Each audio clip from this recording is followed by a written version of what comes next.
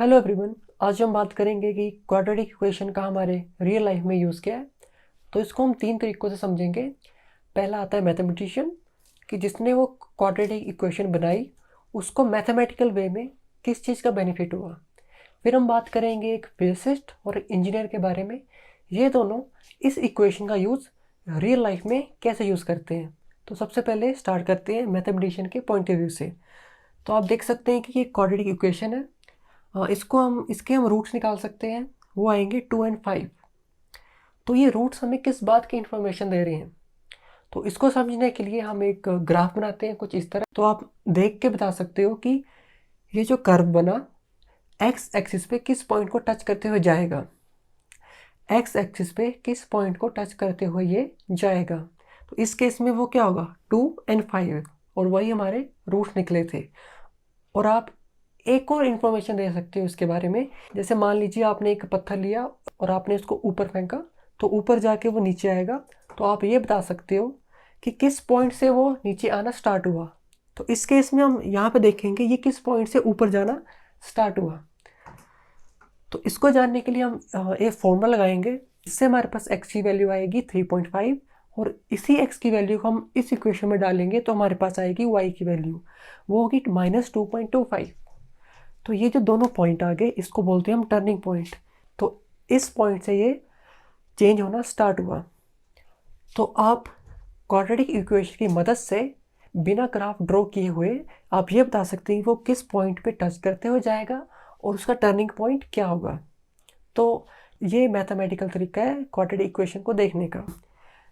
Quadratic equation को देखने का एक और तरीका है ये स्क्वायर एंड रेक्टेंगल। इसके बारे में हम नेक्स्ट वीडियो में बात करेंगे और ये भी बताएंगे कि ये जो फॉर्मूला है ये कहाँ से आया। तो चलिए अब हम बात करेंगे कि इंजीनियर पॉइंट ऑफ व्यू से कि वो इस इक्वेशन को कैसे यूज़ करता है। तो मान लीजिए आप एक मोबाइल कंपनी में काम करते हैं, तो आपसे कहा गया कि एक मोबाइल डिज़ाइन करो जिसका एरिया जो होगा 50 सेंटीमीटर स्क्वायर होगा, और उसकी लेंथ x होगी और जो विड्थ होगी वो x+6 होगी। तो हम ये जानते हैं कि ये जो है ये एक रेक्टेंगल है। तो हम रेक्टेंगल का एरिया जानते हैं, length into width equal to area. तो यहाँ पे लेंथ x है, विड्थ क्या है x+6, और एरिया कितना आ गया 50। तो जैसे ही इसको सॉल्व करेंगे हमारे पास क्वाड्रेटिक इक्वेशन बनेगी, और उसके हम इस फॉर्मूले की मदद से रूट्स निकालेंगे। और हमारे पास दो रूट्स आएंगे तो नेगेटिव तो लेंथ हो नहीं सकती, तो हम यहाँ पे फर्स्ट वाली को कंसीडर करेंगे। तो यहाँ पे हम फर्स्ट वाली को कंसीडर करेंगे, वो है 4.681। तो हमारे पास लेंथ आ गई, और विड्थ क्या होगा उसमें 6 ऐड कर देंगे तो ये आ गई।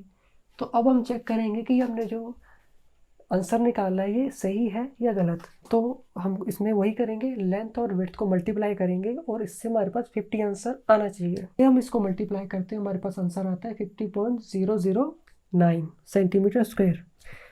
तो ये काफ़ी कम एरर है। इसको हम नियर अबाउट क्या करते हैं, 50 ही कंसीडर करते हैं। तो चलिए अब हम बात करते हैं फिजिसिस्ट के पॉइंट ऑफ व्यू से। तो यहाँ पे आप देख सकते हैं कि दो रजिस्टर लगे हुए हैं पैरेलली। तो आपको इसकी रेजिस्टेंस फाइंड आउट करनी है कितनी होगी, और उसकी टोटल रेजिस्टेंस आ रही है 2 ओम। तो आप ये बोलोगे कि इसका मेरी रियल लाइफ से क्या कनेक्शन है।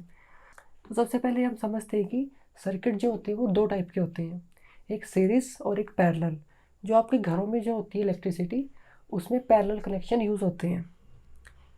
और वो क्यों होते हैं, जैसे मान लीजिए आपके घर में दो बल्ब जगे हुए हैं, अगर आप एक बल्ब को बंद करते हैं तो दूसरा बल्ब बंद नहीं होता है। अगर आपके घर में सीरीज कनेक्शन होता ये वाला, तो उसमें प्रॉब्लम ये होती है कि दोनों बल्ब जो होंगे वो एक ब्राइट होगा एक डिम होगा।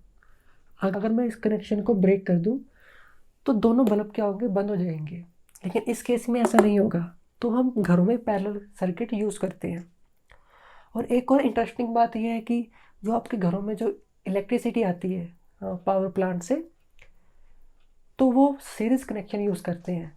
तो आपने जब देखा होगा जब इलेक्ट्रिसिटी का कट होता है तो पूरे शहर की इलेक्ट्रिसिटी चली जाती है। तो वो कैसे जाती है, वो एक मेन स्विच जो होता है वो बंद कर देते हैं, तो पूरे शहर की इलेक्ट्रिसिटी बंद हो जाती है। तो अब हम बात करते हैं कि रेजिस्टेंस का क्या रोल है इसमें? तो आप देखेंगे कि जो बल्ब होता है उसके अंदर एक चिप लगी होती है। तो सबसे पहले उस चिप में एसी करंट जाता है, फिर वो डीसी में कन्वर्ट करती है चिप, फिर देखती है कि कितना उसको करंट चाहिए बल्ब को ग्लो करने के लिए। अगर हमने उसको करंट ज़्यादा दे दिया तो चिप जल जाएगी, अगर हमने करंट कम दिया तो बल्ब ग्लो नहीं करेगा।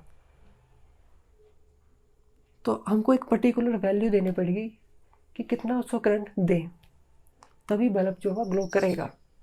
तो यहाँ पे भी कुछ ऐसा ही क्वेश्चन है कि दो रेजिस्टेंस लगाई हमने और हमको एक इन दोनों की रेजिस्टेंस जो हुई है 2 ओम मिल रही है। तो इस रेजिस्टेंस की वैल्यू क्या होगी? तो चलिए अब हम इसकी रेजिस्टेंस फाइंड आउट करते हैं। पैरेलल सर्किट में हमारे पास रेजिस्टेंस निकालने का ये फॉर्मूला होता है। तो आर टी की जगह क्या आ जाएगा 2, और R1 हमको फाइंड आउट करना है।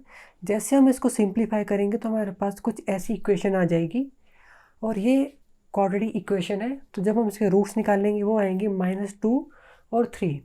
तो हम ये जानते हैं कि रेजिस्टेंस जो होती है कभी नेगेटिव नहीं हो सकती।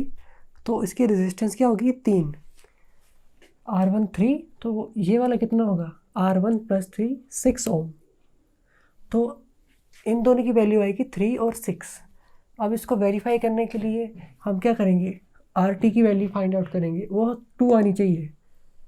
तो यहाँ पे हम जैसे इसको सॉल्व करते तो आर टी की हमारी वैल्यू क्या आती है? 2। यानी हमारे इसके जो रूट्स निकले हैं या आंसर निकला है वो एकदम करेक्ट है। आई होप आपको ये पता लगा होगा कि रियल लाइफ में कितनी ज़्यादा इंपॉर्टेंस है इस क्वाड्रेटिक इक्वेशन की। तो मिलते हैं नेक्स्ट वीडियो में।